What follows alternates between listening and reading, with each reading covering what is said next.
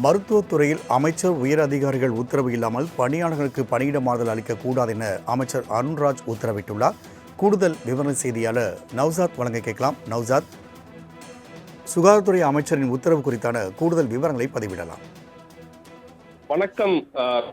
தற்போது மருத்துவ மற்றும் மருத்துவ கல்வி மற்றும் மக்கள் நலத்துறை அமைச்சர் அருண்ராஜ் அறிக்கை வெளியிட்டுள்ளார். குறிப்பாக இந்த அறிக்கை 27/5/2026 துறைகளுக்கு வழங்கப்பட்டிருக்க அப்படியா இருக்கிறது. குறிப்பாக தமிழக முதல்வர் அவர்களின் உத்தரவின்படி மருத்துவ கல்வி மற்றும் மக்கள் நலத்துறையில் பல்வேறு பதவிகளில் பணிபுரியும் அனைத்து பணியாளர்களுக்கும் பொது பணியிட மாறுதல் கலந்தாய்வின் மூலம் வெளிப்படையாக நடத்தப்படும் என்றும் தெரிவிக்கப்படுகிறது.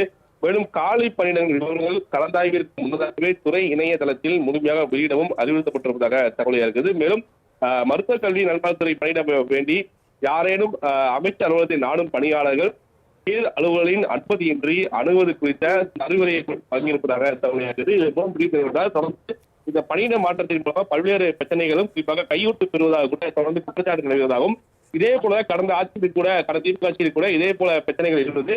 அதற்கு இதே போல அறிவுறுத்தலே வழங்கப்பட்டது. அதே போல தாவேக ஆட்சி அமைந்த பிறகு சுகாதார அமைச்சர் இந்த அறிவிப்பு வெளியிட்டிருப்பது மிக முக்கியத்துவமாக பரவாயில்லை. இருக்கக்கூடிய லஞ்ச லாபங்களை ஒழிப்பதற்காகவே இது போன்ற பணியிட மாற்றம் பொது கலந்தாய்வு மூலமாகவே நடத்தப்படும் அறிவிப்பு இருப்பது மிக முக்கியத்துவமாக பார்க்கப்படுகிறது. ராம்குமார். நவ்சாத், தகவலுக்கு நன்றி.